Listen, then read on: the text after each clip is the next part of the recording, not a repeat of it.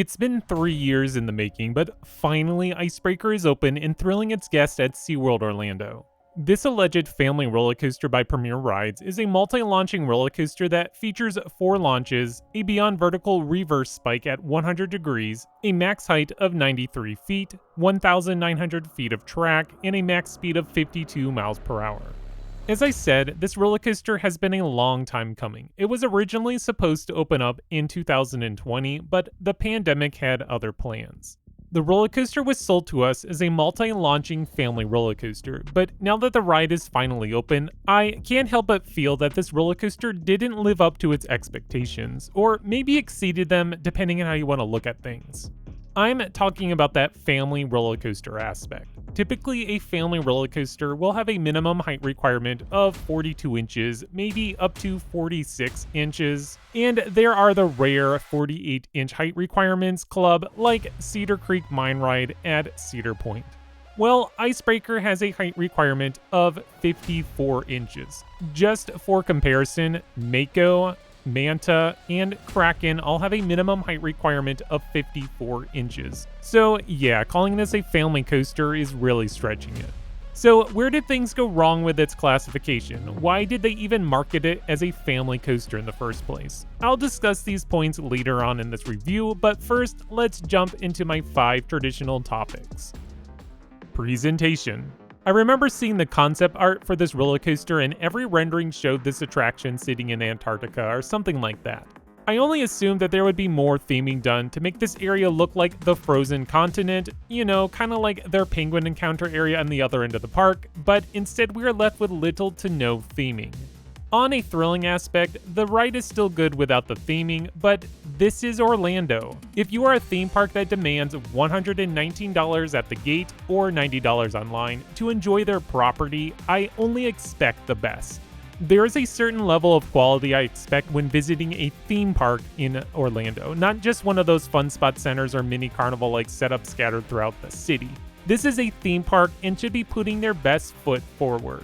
Leaving this attraction basically unthemed only hurts their brand. The last major attraction prior to Icebreaker at SeaWorld Orlando, I believe, was Infinity Falls. That is a highly themed attraction and looks fantastic. Icebreaker just doesn't match the caliber set by the park. Now, theming-wise compared to the other roller coasters in the park. Up till Icebreaker, every one of their roller coasters had good theming in the areas visible from inside the park. Yes, the back areas of Kraken and Mako are lackluster, but the areas that the guests can interact with is highly themed. Kraken has that cool cave, Mako has that neat station and broken ship theming. Manta is fully visible inside the park, and its theming matches the area. Icebreaker should be best compared to Manta, and it's no competition. Icebreaker missed out greatly when it comes to theming. Because I expect so much more from a theme park in Orlando, I am awarding Icebreaker a score of 3 for theming. I might even be generous with that. Now, they do have that neat entrance sign, and the icy-looking trains are somewhat cool, no pun intended. Ride intensity. Icebreaker is unique and it's technically not a complete full circuit ride. I mean, it is a complete circuit, but only with the assistance of a switch track. Riders start by rolling out of the station onto the switch track. The track then gets pulled over to the launch track, locks in place, then begins to accelerate in reverse. The train isn't moving that fast in reverse, but starts picking up more speed as you accelerate forward towards the top hat. The ride once again stalls out, sending you backwards. The LSMs kick in, getting you even more speed, sending you farther up that beyond vertical spike. For the 3rd time, the train stalls out, now sending you forward, hitting that launch once more, getting up to your max speed, and to send you over the top hat. The ride dives down, takes a low to the ground turn that sends you into 2 speed hills. The coaster now enters an upward turnaround that provides some nice airtime and laterals. The next element is a wave turn of sorts, which then sends you into a turn that travels underneath the top hat. There is one final airtime hill before slamming into the brakes. As for a roller coaster labeled a family coaster, this is more on the intense side. That's why I said earlier it could exceed your expectations. However, because I wouldn't really call this a family coaster, I feel like the ride was held back from being even more intense than it could have been. I never thought that the positive G's were that intense, but the airtime hits pretty hard at a few points. Those mini speed hills during the launch portion can produce some intense ejector. The same goes with the speed hills after the top hat. Most of the airtime on Icebreaker is ejector, which isn't what I expected. Anyways, of the 4 major roller coasters in the park, Icebreaker, Mako, Manta, and Kraken, this is the least intense of the bunch. I say a score of 6 for ride intensity sounds fair. Fun factor. Icebreaker is a fun coaster. There's a lot here to enjoy. Every airtime moment is great, and there's plenty of them too. Depending on where you are seated, you can experience up to 13 moments of airtime, which is pretty impressive. The launch is very weak, but adding those bunny hills really makes this part of the ride more exciting. Personally, the ride could have done without that initial backwards launch and went with a traditional 3-launch shuttle, but I guess it's there to gradually build up the intensity.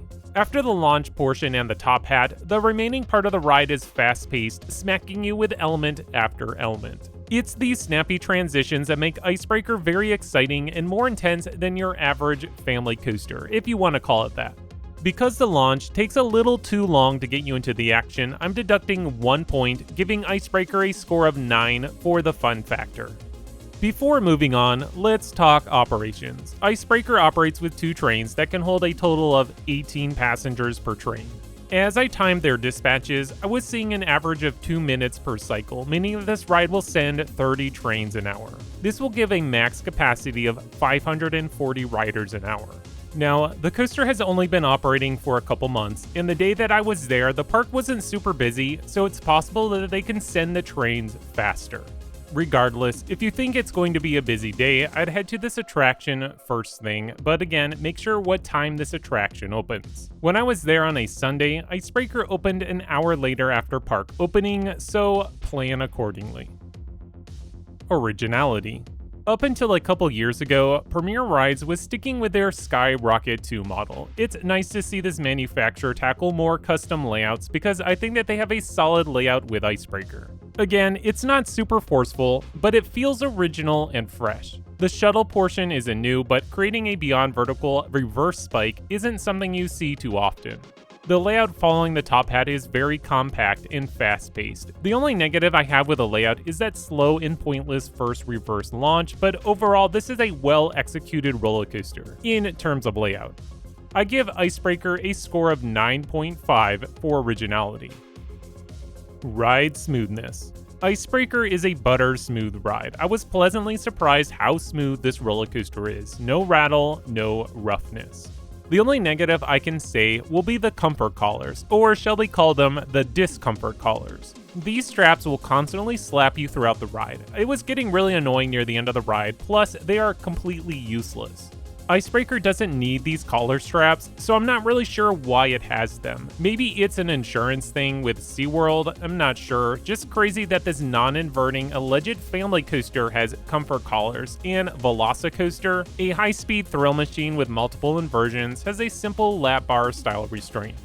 The other issue with the trains is how the rows are smushed together. Regardless if you are big or small, getting on this ride is no simple task. The restraints leave little to no room to work your way through over the farther seat. This aspect won't affect my score, but just something to be aware of. Ride smoothness gets a score of 9.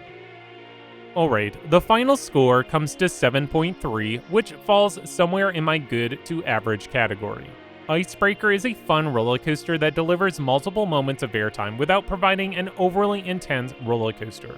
The theming category really held back this attraction from being ranked higher, and I stand behind that assessment. Give this coaster and the surrounding area the proper theming it requires, and my opinion on Icebreaker will sure to improve. My personal score is going to be a 7.5. I think this is a fun roller coaster. Sure, the launches are kind of lame, but the airtime delivered during the launches are anything but lame.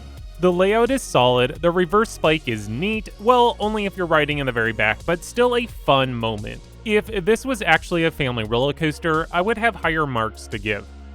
So yeah, as for USA Today's Best New Theme Park Attraction of 2022, they have Icebreaker ranked as number 1, which is crazy. Obviously, there's better roller coasters that open this year like Iron Gwazi and Pantheon.